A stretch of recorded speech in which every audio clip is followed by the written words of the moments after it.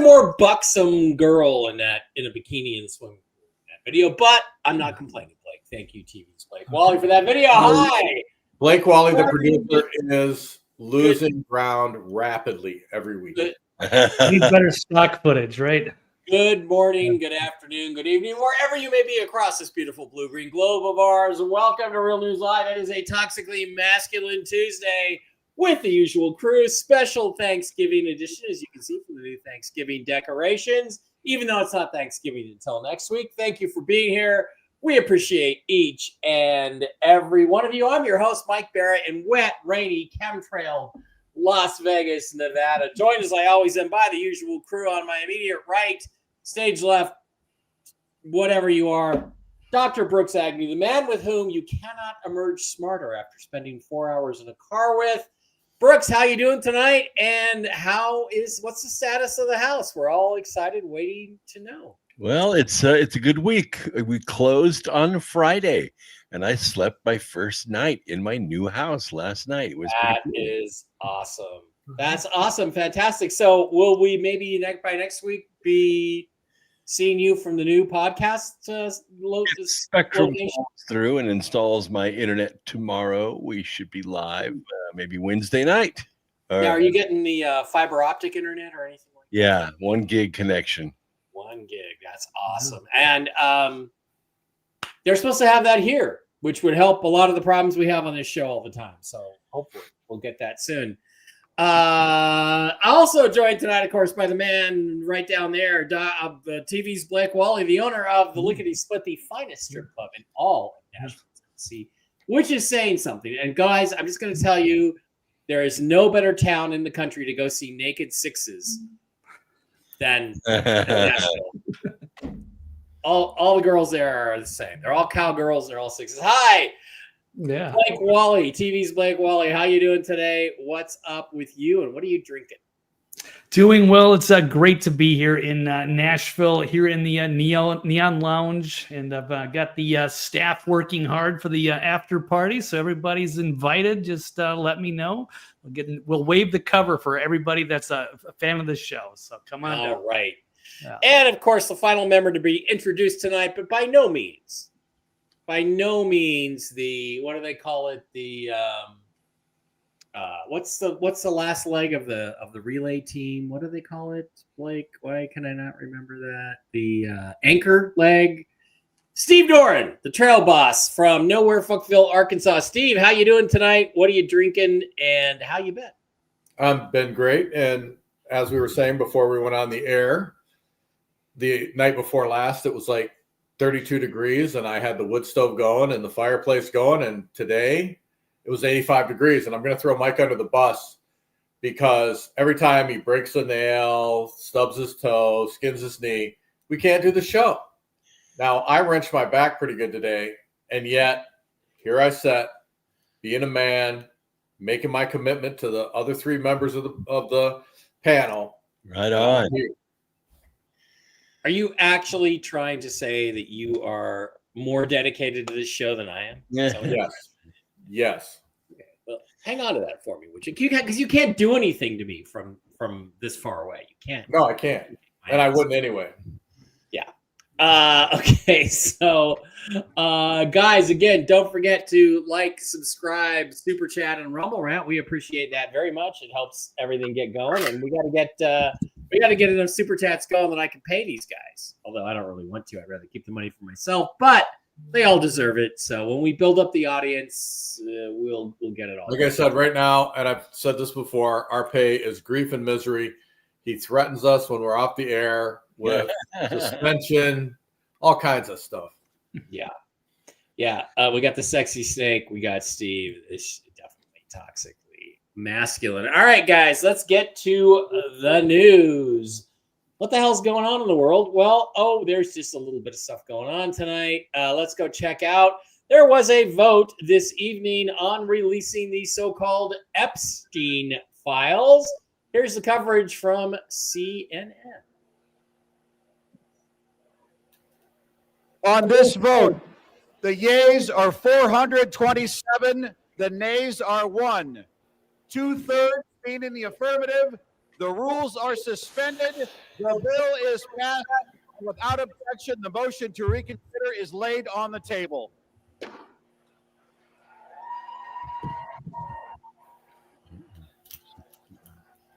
All right. Not really sure what that might mean, but let's talk to Thomas Massey, the famous Rhino Trump-hating Republican. Says he has names of people. Let's listen to him also on CNN a little earlier this evening. Congressman Massey, couldn't the president just call up the Justice Department and say, release this? I mean, obviously that would be unconventional, but he's an unconventional president. He absolutely could. There's still time to do that. He could save the Senate a lot of work. It takes them forever to do anything in the Senate, and he could just release the files himself. Now, some people have said, well, how will you know that he's released the files? We will know when rich and powerful men are implicated. So they've claimed that they've been releasing thousands, tens of thousands of documents to Congress already, but what we've discovered is there's not a single new name in those documents. We know because we have survivors through their lawyers who've told us that they have names. We know they know who's in those files, and we'll know if he's given us a complete release. Congressman Massey, couldn't the president just call up the Justice Department? If he's given us a complete release, but as La Jolla Populist says, Massey says he has names. Well, then why does he need the files? He can read the names out on the House floor, would help us sort out the people who are criminals from innocent parties that were ensnared in Epstein's entrapment web. It made no sense for Trump to hold back the files. And it makes no sense for Massey to hold back the names now. Well, guys, it kind of might make a little bit of sense. And let's try to dissect this. Sorry about that. Let's try to figure out what is actually going on here. It looks to me like what's happened is that Trump basically tricked the Democrats into demanding the release of these files that I believe for the most part we already know who's on them and what's involved in them. Brooks, am I wrong, or is there something more in here that we're going to see that we didn't see before? Well, I'm sure there's more in there that you haven't seen before. Marjorie Taylor Greene was going to read the names from the House floor, as you suggested. She did not. And the reason is we're not just talking about perpetrators. We're also talking about more than 1,000 victims. And we want to make sure that the press doesn't start chasing after the victims and running their lives through the mud again and trying to do what they did to Virginia and them end up dead, because these are very, very powerful men that are implicated here. So I think we're going to see more, but I think proper caution needs to be taken, because the men that are implicated are rich and powerful, not only politically, but economically. And if we rip them all down, it would literally collapse the republic, I believe. Wow. Maybe that's why Trump's held back on them. I don't know, but I'm ready for the. It's not a republic. We're living in a communist democracy sort of thing already. Socialist democracy. Blake, what do you think this game has been all about? Because that's the hardest thing for me to figure out. Is Trump? It seems to me like what Trump did is he basically refused to put them out to get the Democrats to demand to put them out, so he couldn't be accused of playing politics with them. And they did demand it like idiots, and then they voted for it like idiots. But if there's really no new names in here, and they're talking about redacted files, what we don't know is who redacted them, what's redacted, And why should any of the perpetrators Stop it. have the privilege of their names being redacted? They're all good questions, and I'm not sure how this is set up. I'd like to believe that the Trump just pulled a big 5D chess move and got them to release it on their own. I would think that a lot of them must know internally what's going on. So it's strange to me to see this whole turnaround. I mean, it seemed like it was earlier this morning. It seemed like Johnson didn't want to release them because it was a national security issue. But now it just like flew through, I guess, the House and the Senate. And Trump has already said he's going to sign it. So it's going to him. So I guess a lot of people are kind of suspicious they're going to have tons of redactions. These are very powerful people. These are the big donor class that they seem to be more try to worry about appeasing more than they do with the people. So it's kind of more like a kleptocracy in a way. But I'll try to hold out hope because now it's on Trump. So there's no excuses this time, but it's just a matter of how much they're actually going to show us. And I'm not going to hold my breath until, like Massey, see some actual real powerful people get held to account. That's kind of when we'll actually, okay, finally we got something. And we've been waiting for this for a very long time. So let's see what happens.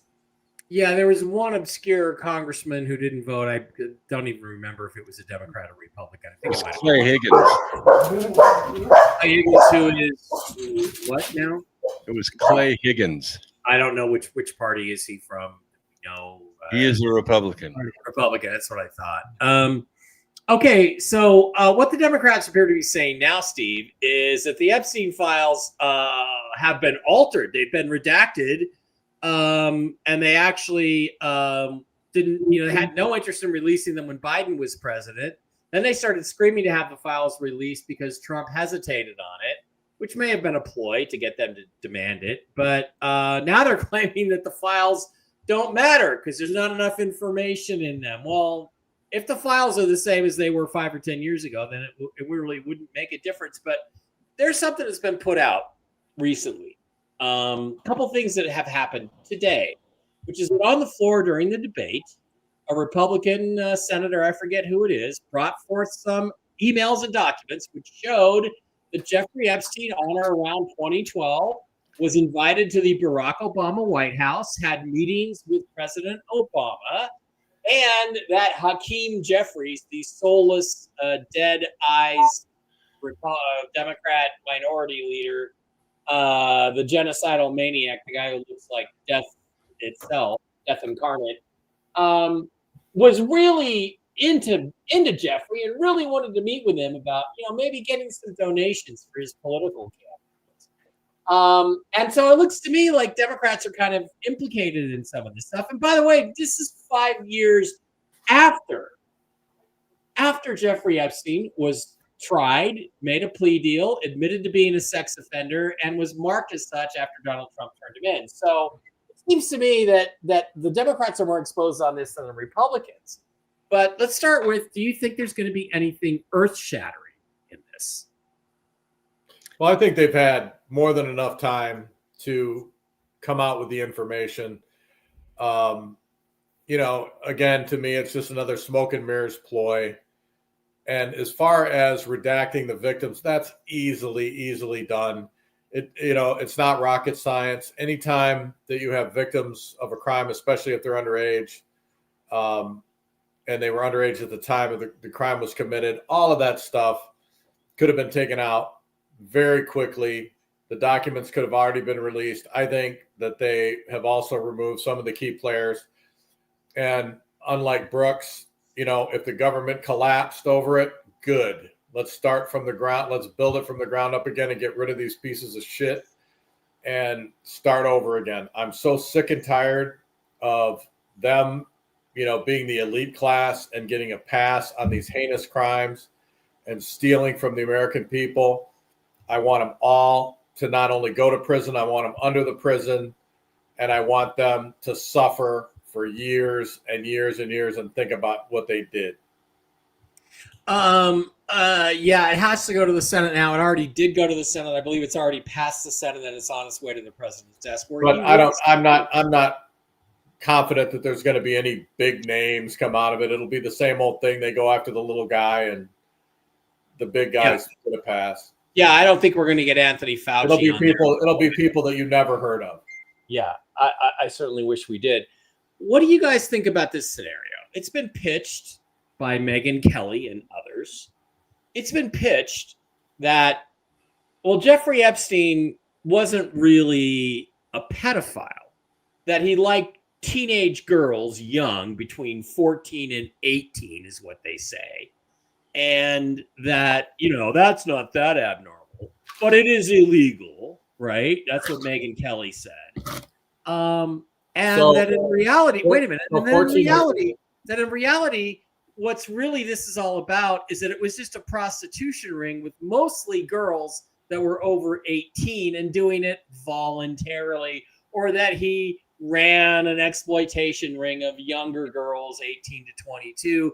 But he was the only one who really was having sex with 14, 15, 16, 17, 18-year-olds, and that there were no like small children under 12 involved. That's now the trial balloon that's being floated out there. Steve, I'll start with you since you're on a roll about it. What do you think that's how they're going to try to play this off, as what's in these things? Well, again, don't look for any major issues to come out of this thing. They probably will. They'll say, well, most of the girls were working and they were being paid, and even though they were exploited, they had the right to leave at any time, blah, blah, blah, blah, blah. Mm-hmm. But you and I both know that they probably had children as young as, 1, 2, 3, 4 years old on that island. So, it wasn't a prostitution ring of 18 and older. And not only that, I mean, how can you say that, that liking 14-year-old girls isn't really a big deal? It's not pedophilia for a 50 or 60-year-old man to want to have sex with a 14-year-old child.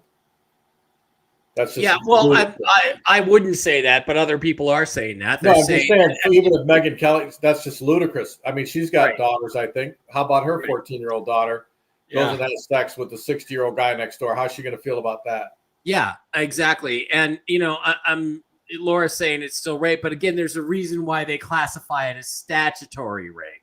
They classify it as statutory rape because the girl might actually consent, but what they're saying is between like 14 and 18, you can't actually consent. That's the argument that's being made. But that's a whole different class of rapists. Well, I mean, years ago, I remember seeing my mom gets this newspaper from where she's from in the South. Mm-hmm. And they had articles in there of like 12 and 13-year-old kids getting married. But, you got to remember, back in those days, people died at like 27, 28. Their life was over. So getting married at 13, 14 was not a big deal. And they did have some old guys marrying young girls. But, it was a different time, different mentality. And, in today's day and age, most 14-year-old girls, can be manipulated and convinced to do anything. I mean, basically up until, they've got some type of real life experience, they can be manipulated and to do just about anything you want them to do, especially if they're throwing money and presents and whatever at them. Yeah.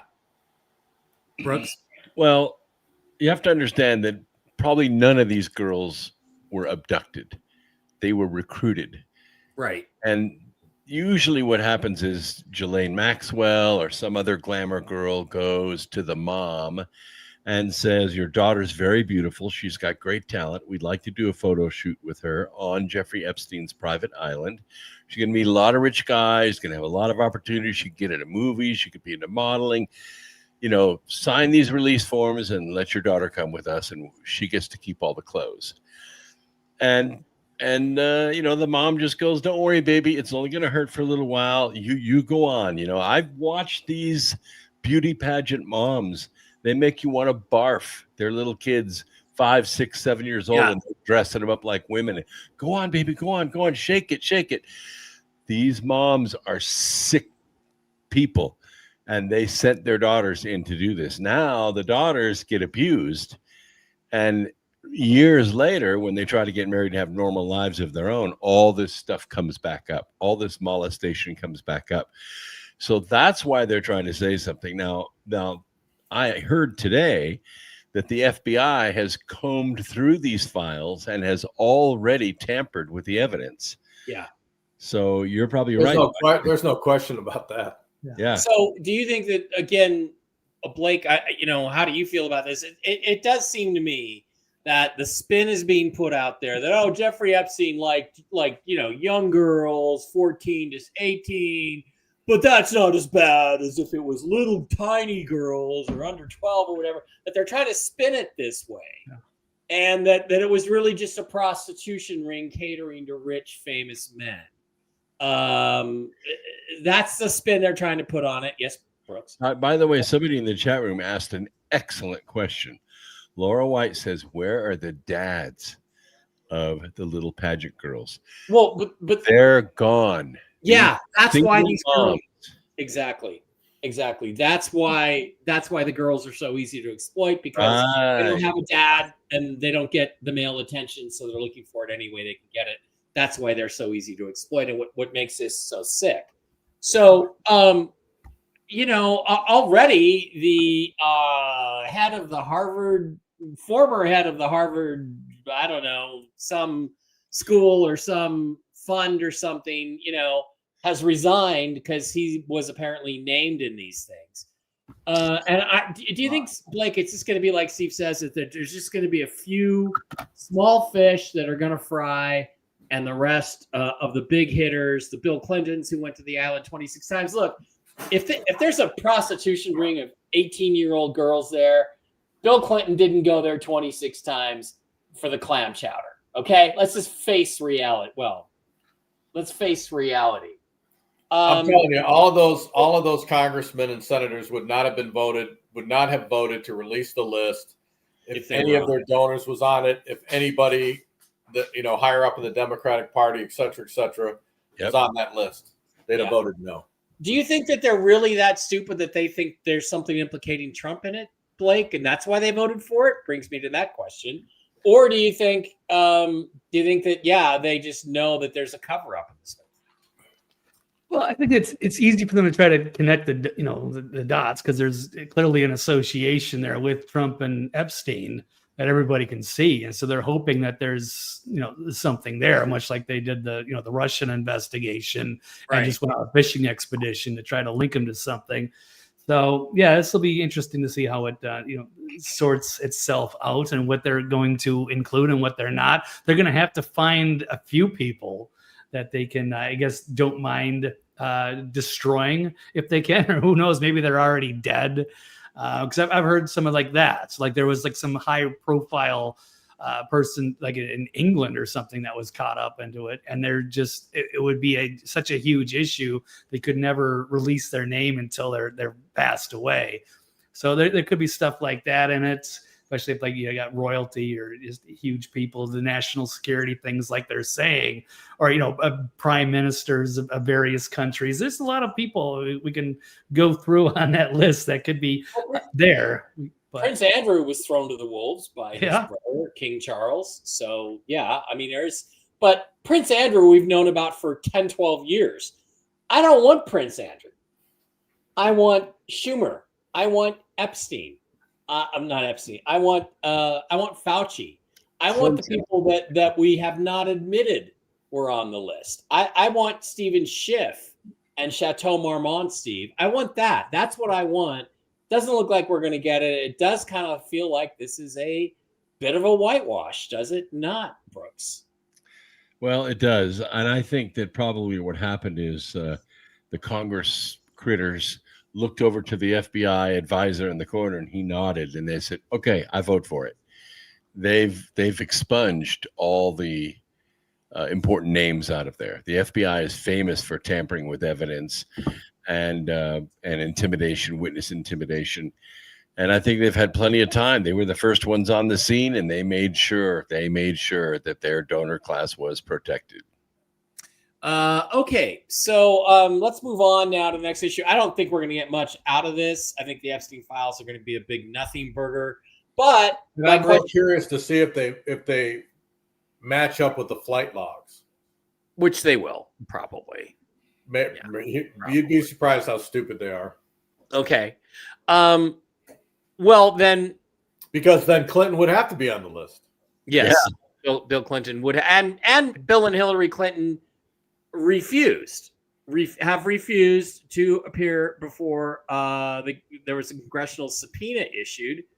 And it's amazing because Peter Navarro went to jail for a period of time, advisor to President Trump, for doing exactly the same thing, saying you have no authority over me and I don't have to follow your subpoena. And every Democrat that's ever been subpoenaed has never shown up, but only he got thrown in jail. So do you think this leads to anything?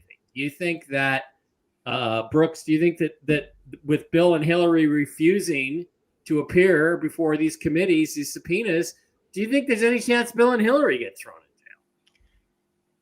No, I think they refused because they know they're safe, and no one's going to do anything to them, because if they do, they're just going to turn around and burn the whole place down. And nobody wants to lose their wife, their kids, their house, everything they've worked for a little indiscretion they had on Epstein's Island, just because Bill and Hillary got mad. So, well, is it a little indiscretion or is it frazzle drip? That's what we don't know. Steve, yes or no? Do the Clintons go to jail like Peter Navarro for any of this? No. I mean, basically, they've established the reputation already that they're above the law. She should have went to prison years ago for the crimes that she committed. Vince Foster, people of the United States, and so should he. And nothing ever comes of it. Everybody's scared of the Clintons. I think that they mastermind a lot of the assassinations. In my opinion, it's like the girl or the whistleblower who talked about the auto pen winds up dead under suspicious circumstances. Yeah. Yep. So, you're telling me that this could blow the lid off of the entire country and expose all of these, huge players across the globe. And yet, nobody's dead yet. Yeah. Blake, do you think the Clintons face any actual justice? And if not, why not? Why is Trump? I mean, he let Peter Navarro go to jail and didn't really do much of anything about it. Why would he let the Clintons off the hook?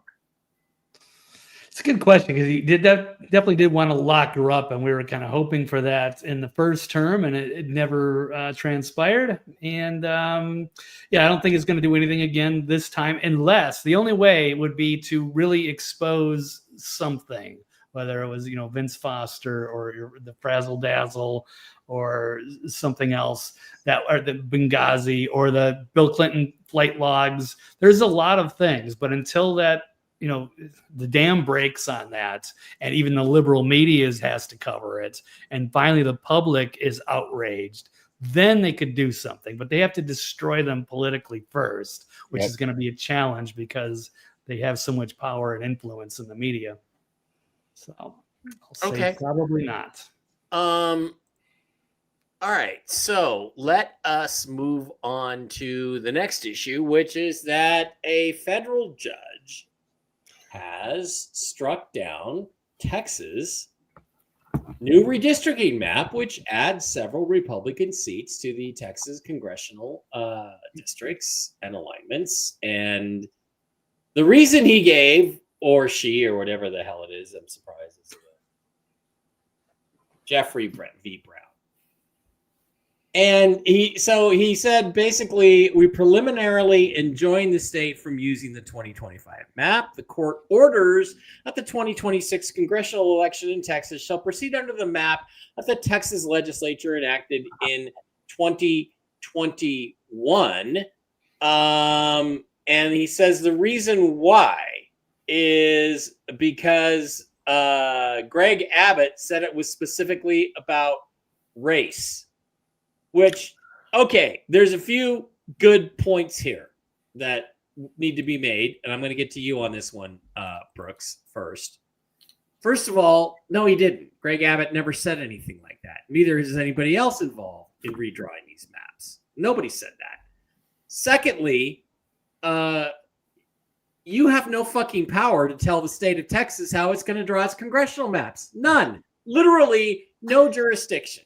So once again, Brooks, we have an opportunity right here for Donald Trump and Greg Abbott to go tell a federal judge to go chase a rolling donut and say, we're not going to change anything. This is the new map. This is the law. Your arguments are bullshit and you have no jurisdiction. Go fuck yourself. I literally can't wait for the guy in the wheelchair to just say to the judge, go fuck yourself. I've instructed everybody in Texas. This is how we're going to conduct our election this year. We're going to use the 2025 map for the 2026 election. If you don't like that, Judge, I'd suggest you go get an army and come in here and try to force us. That's what needs to happen. Why will nobody fucking fight these people? Why? This guy has no authority.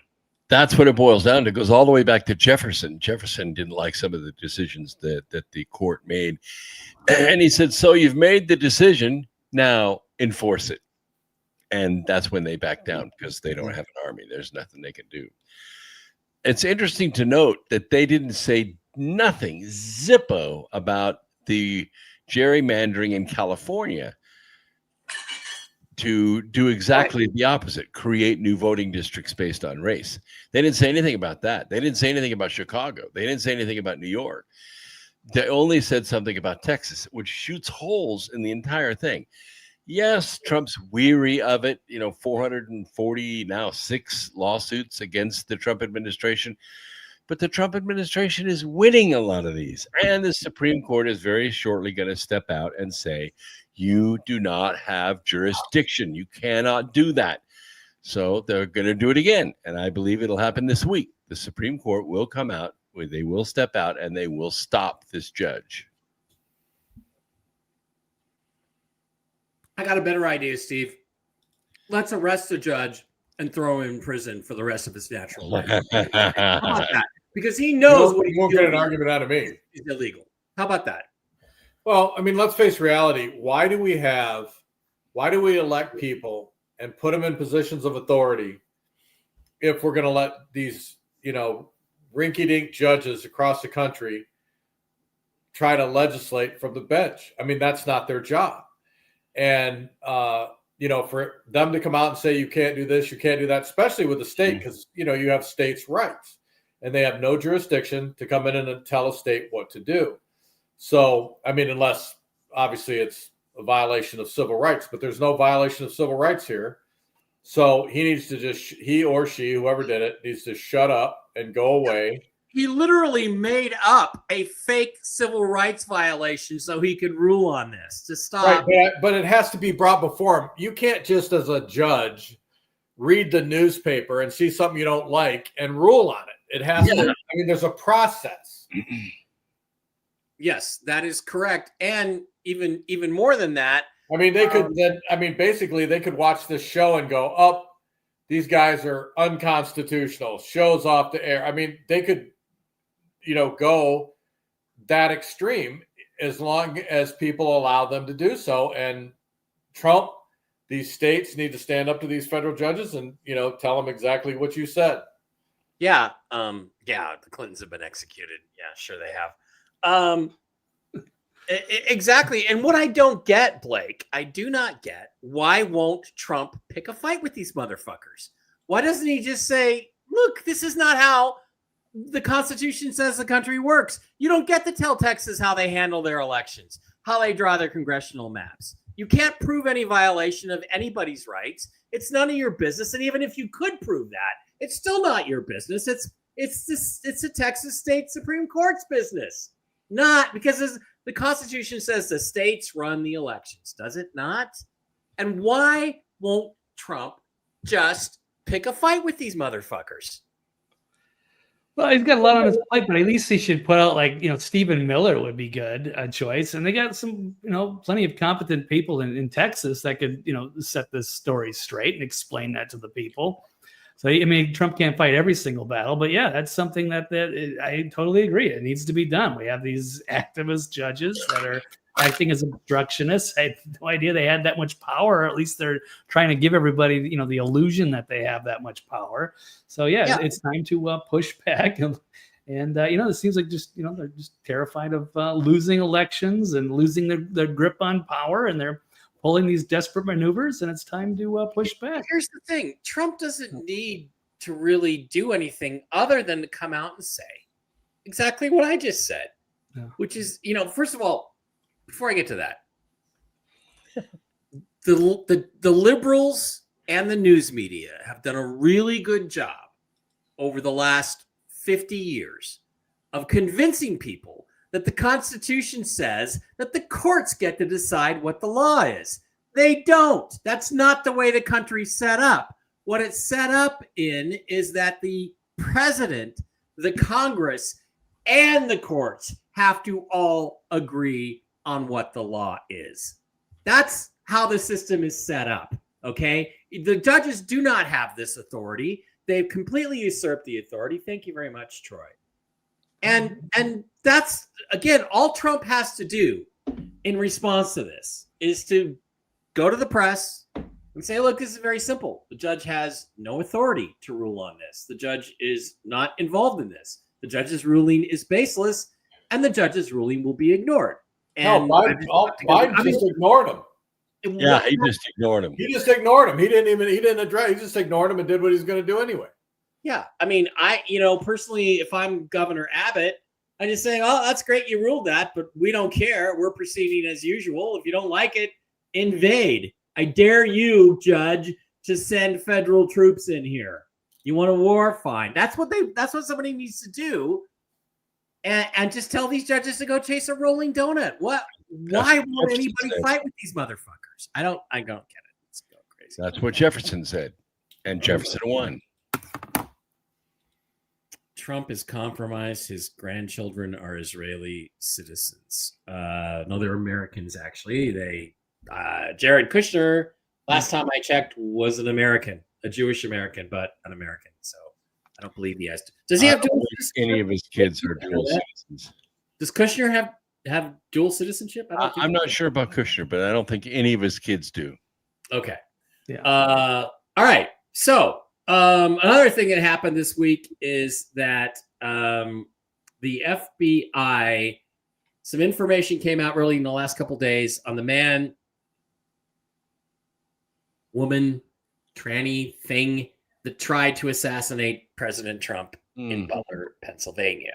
And basically what they found is that despite what the FBI, Kash Patel and Dan Bongino said is that, he doesn't have much of a social media history. He, in fact, does have a social media history. That history shows that he was a fairly strong Trump Republican until 2020, when he suddenly did a 180 flip, almost like somebody flipped a switch and turned him into an MK Ultra mind bot. I don't know. Then he became a tran. Then he had a furry boyfriend. And what was the other fetish? A couple of weird fetishes.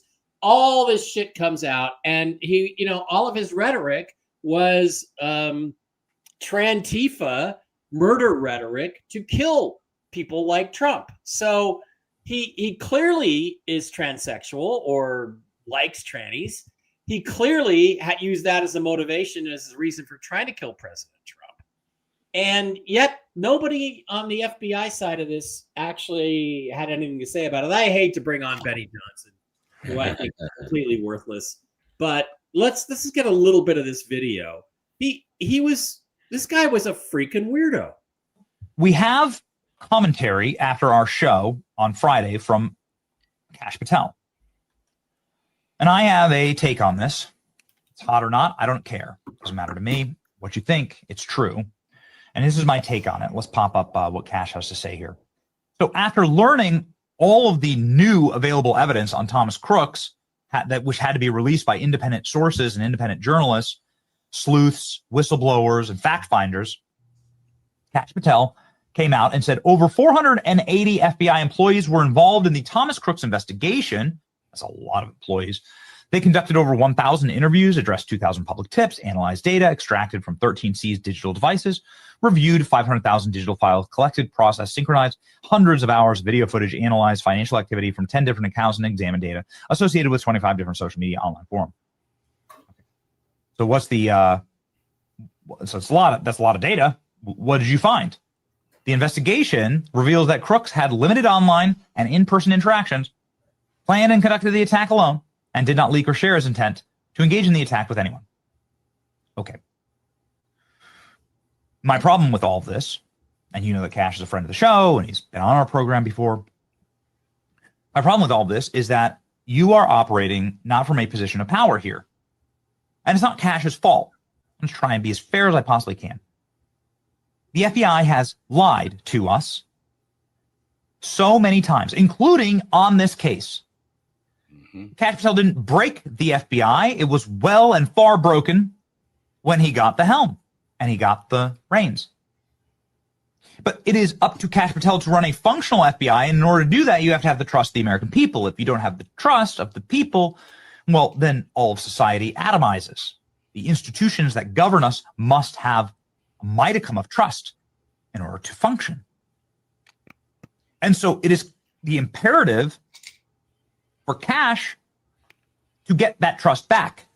And the only way to do that is for the FBI to tell us that Thomas Crooks was a transgender furry cultist. Sicko. It should come from the FBI. All of the turn that Thomas Crooks made into a radical leftist and some of the mysterious engagements he's had online with strange accounts that may be feds, maybe not. Who knows? Clearly, this kid was groomed by someone. On Friday, Tim Burchett was on saying that it was the MK Ultra program, just right off the top of the dome. Nope, it was MK Ultra. Okay. Something happened with Thomas Crooks.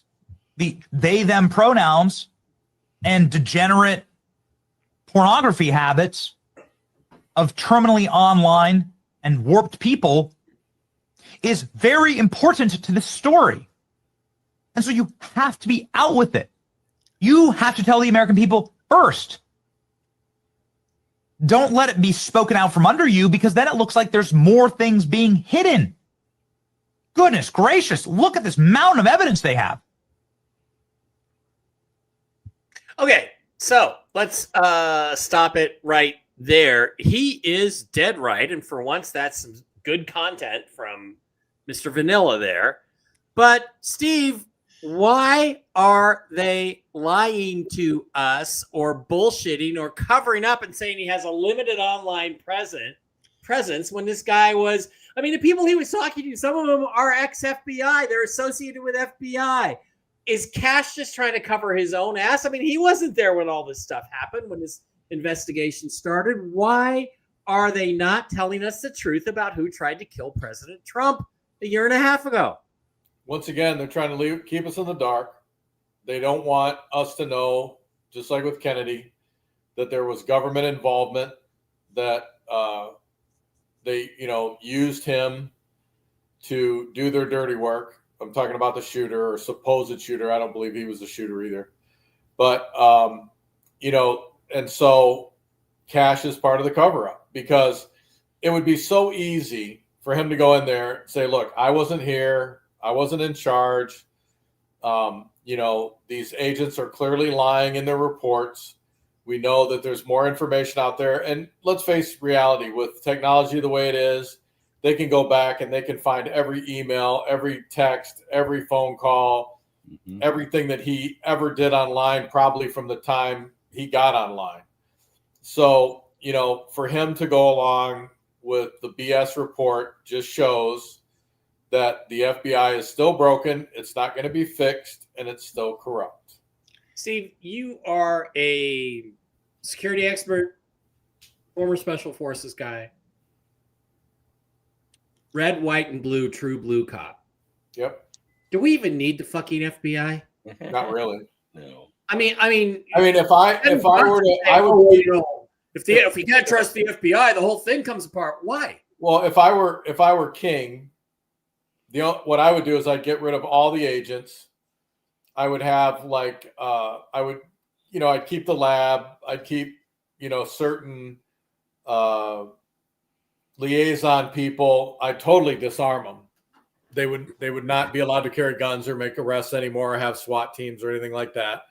And they would be more of a data information system. That would be it. Investigators, not not even investigators. They would track data, put data into the system, and that type of thing. I mean, ATF would be gone. They're useless. Again, it's the state's responsibility. Yeah. And the big reason for the FBI coming along was when crimes were committed and the criminals would cross state lines. That's so easily taken care of in today's day and age. You don't need the FBI anymore. But like I said, as a data clearinghouse, I'd keep them for that, and I'd get rid of 90% of them. Yeah. Brooks, do we need the FBI for any reason that you can think of? Because I can't think of one. It's used now purely for political cover-ups and to aid mostly leftist political agendas. So why the fuck do we need it? Yeah, they're made mostly to go in and gather up all the data before anybody can see it, so they can control who gets implicated. But this whole thing, MK Ultra and gathering all this information and going through people's social media posthumously, they're trying to develop a kind of office of pre-crime. So you fit all of these profiles, furries, transgender, weapons owner, you're practicing at a local gun range, you have a FBI liaison that you're meeting with every 60 days. You're going to commit a crime. And so now we're going to move in and arrest you. I don't know that they're going in that direction, but that's maybe what they're trying to avoid. That's why they come out and say, oh, this guy operated totally on his own. He didn't have anybody he was coordinating with. He didn't communicate with anybody. He didn't have an online presence. That's just deceptive. That's just coming to the people and saying there's no case here when there is a case. Mm-hmm. And that's why we don't trust the FBI. That's why and they're never going to get that trust back, especially they're never going to get it back with the way Cash Patel and Dan Bongino are running things between the Epstein files and the Crooks investigation and the Charlie Kirk investigation. They're all a joke, I think. People who were supposed to get the axe not only didn't get the axe, they got promoted. Yeah, or got bonuses and retired. Yep. So Blake, do we need the FBI, and why do you think Donald Trump is not pushing to either just abolish the agency or actually clean it up? Why is he doing nothing about it? Yeah, it's disappointing. We thought Cash was a good guy and he was going to do something and clean up the agency. That was kind of part of his, his agenda.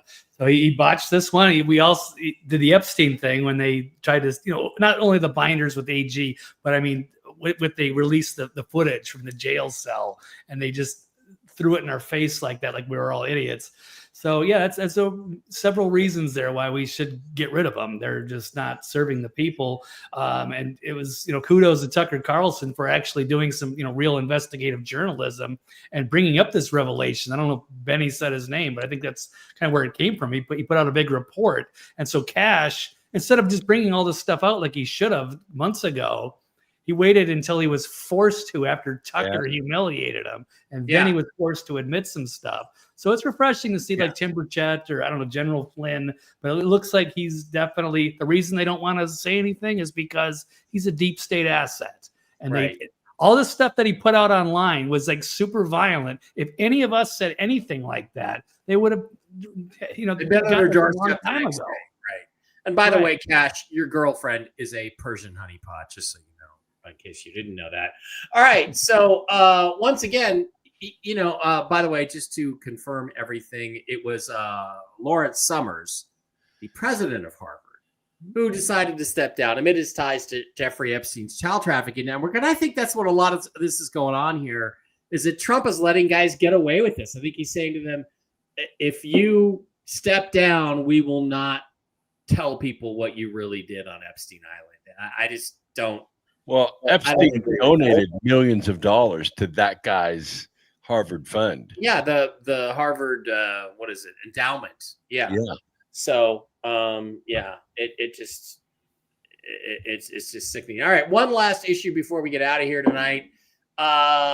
Steve, this has caught the eye of White House advisor Stephen Miller. Guess what some of the really stupid Democrats did today? They called for treason.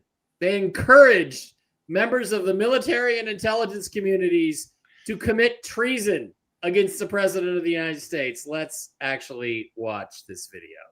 I'm Senator Alyssa Slotkin. Senator Mark Kelly. Representative Chris DeLuzio. Congresswoman Maggie Goodlander. Representative Chrissy Houlihan. Congressman Jason Crow. I was a captain in the United States Navy. Former CIA officer. Former Navy. Former paratrooper and Army Ranger. Former intelligence officer. Former Air Force. We want to speak directly to members of the military and the intelligence community who take risks each day to keep Americans safe.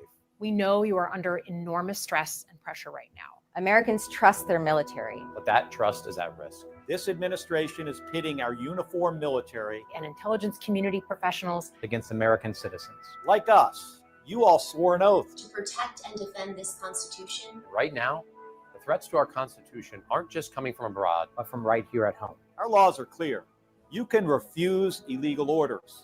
You can refuse illegal orders. You must refuse illegal orders. No one has to carry out orders that violate the law or our Constitution. We know this is hard and that it's a difficult time to be a public servant. But whether you're serving in the CIA, the Army, or Navy, the Air Force, your vigilance is critical. And know that we have your back. Because now, more than ever, the American people need you. We need you to stand up for our laws, our Constitution, and who we are as Americans. Don't give up. Don't give up. Don't give up. Don't give up the ship. I'm Senator Alyssa Slotkin. Yeah, fuck you. And fuck you, creep. Okay. Mark Kelly is the biggest fucking creep. He stole his Senate seat twice with election fraud. I literally, that's the guy I want to see arrested the most. This is treason. This is flat out treason because every order Donald Trump has given is lawful order. Every single one has been absolutely lawful. He has not required anybody to do anything illegal or even immoral or unethical with anything he's done. These people are inciting insurrection, and fuck me. Why? I mean, if I was Trump, when I'm at the dinner tonight with Bin Salman, at the same time, it would be like the last scene in The Godfather. You know, today I take care of all the family's business. All 5 of them would have been arrested and would be sitting in prison right now, awaiting their arraignment, which they're not going to get for 6 months, by the way, in solitary confinement. That's what I would have done. What the fuck? Why won't we? Sorry, Brooks. Go ahead. Well, I got to tell you the sequence of events here, because how this all got pushed to this point. You remember when we talked about the cold-blooded murder of Irina Zarutska on the Blue Line in Charlotte? Mayor Vai suppressed that story. She did not let it come out. Finally, someone in the transit authority leaked the video. Well, I went live with it and I put it out there. 2 days later, it went viral, and then Pam Bondi stepped in and federalized the charges against DeCarlos Brown. Now, what's happened Saturday, ICE comes to Charlotte. ICE comes to Charlotte. We're the 9th largest metro in the country. The first day they make 130 arrests, and they're still here. They're here, and they're also in Hickory, where I just built my house. Thank God they finally showed up. We have been begging for them to come for over a year, and finally they have come. And this is why these government officials have stepped forward, because they're trying to stop ICE from correcting what's going on in Charlotte. Charlotte has gone to total shit under Mayor Vai. We've had so many murders, so many knifings, so many muggings, carjackings. It's unbelievable. The city is paralyzed in fear. And now ICE has shown up and people are cheering them. They're filming them. They're wearing their MAGA hats. They're like, please go get them. There are 150,000 illegals in a city of 900,000 people. That's how bad it is. Once they clean up Charlotte, it's downhill for them. It's downhill for them. That's why they came forward and made this statement. Okay. Steve, why hasn't Trump done anything? And you know what? I just got to say, I agree with, yes, Mark Kelly has crooked ears, but Trump is weak. I have to say Trump is weak. He doesn't have any, I have more balls than he does. Why isn't he doing something? These people just basically came out and called for insurrection. It's treason. Arrest them. Well, this is the situation. Take care of all the family's business. Trump is a good deal maker. He sucks as a manager. So part of the problem here is the verbiage that they used, pretty much protects them. They say you don't have to follow an illegal order, which is true. But the people that are going to get in trouble for this are not them. It's going to be the ignorant military personnel who thinks that the order that they're being given, or they're going to be told that the order that they were given is illegal, even though it's not. Right. And they're going to be the ones to pay the price for what those jackasses did. But they're not going to suffer any consequences because they're going to go, oh, nope, all we said is you don't have to follow an illegal order. We didn't say that they didn't have to follow a legal order or a legitimate order. Right. We said illegal. But the guy on the ground, or and I hate to say this, there's a lot of idiots in the military, and there are, who are going to take that, and if they don't want to do something, or they think something goes against their personal moral code, they're not going to do it, and they're the ones that are going to get court-martialed and wind up in prison.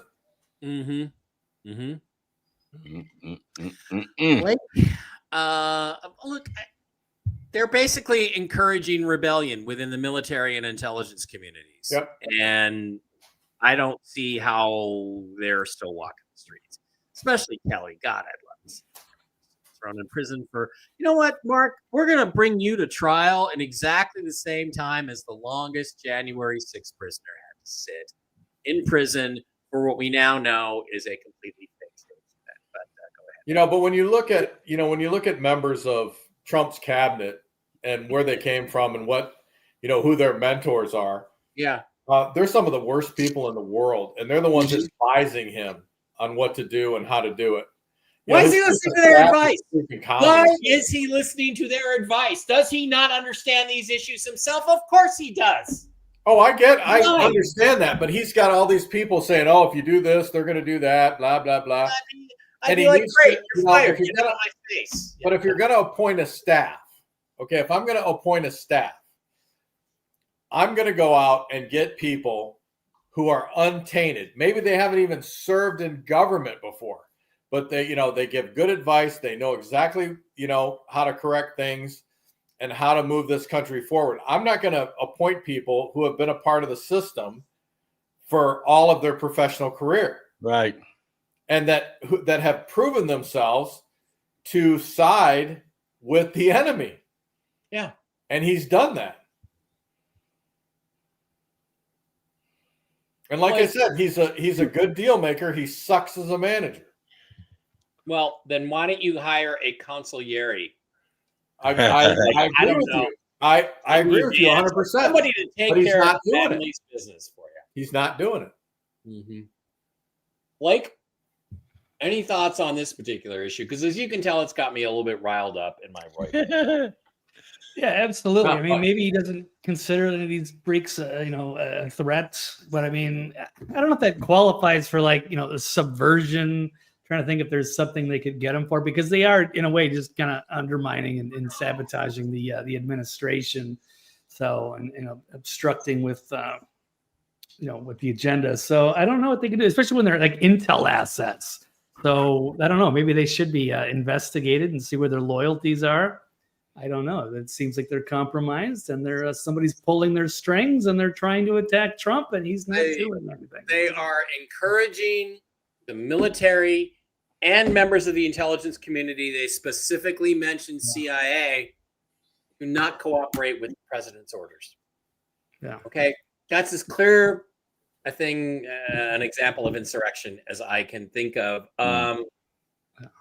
Pineapple 9332 said, is it true the rumor going around the Democrats are trying to use the Insurrection Act to bring in the military? I'm from Adelaide. Used to be a great Formula One race there. Democrats can invoke the Insurrection Act. Only the president can. Only the president can do that. I sure as shit wish he would.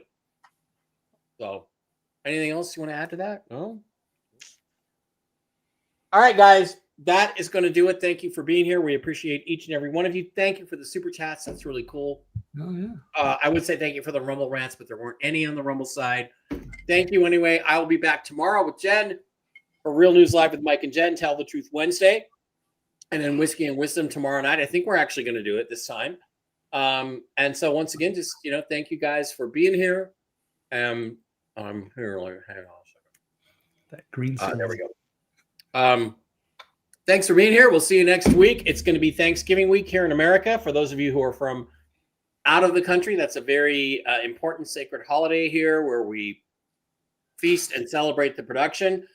One of the things we really haven't talked about all this much, that we've got to talk about some of the issues that are a little bit bigger next week. I think bigger picture stuff, because there is this sort of overwhelming sense that I get that, Trump is kind of trying to run out the clock and not do much of anything. And it's a little bit scary. It's a little bit scary because I think we got to seriously consider whether this guy is really on our side or not. Because right now it doesn't seem. That's just all you got to do is look at ancient Rome. Yeah, but here's the thing: give the people bread and something to watch. But Steve, here's the thing. This is ancient Rome. This is a recreation of ancient Rome, 46, 48 BC. But he's supposed to be our Caesar. Yep. And he's not. Nope. And he's dropping the ball. Go after them. Go after Pompey. Destroy them. That's what we want. That's what Rome needs. That's what we voted for. Yeah. And that's what we voted for. All right. That's going to do it. See you guys tomorrow. The rest of you guys for TV's just so y'all know, Mike said that he will be showing you how to cook his delicious Thanksgiving dinner once again this year. Yeah. It's very simple. It's so simple, even I can do it. And for Steve Doran, the Trail Boss, and for the brilliant Dr. Brooks Agnew, who is going to be hopefully at his new home-built location next week. We'll see what the new studio looks like. That he built with his own two hands. It's true. Two hands. Have a good one. We'll see you next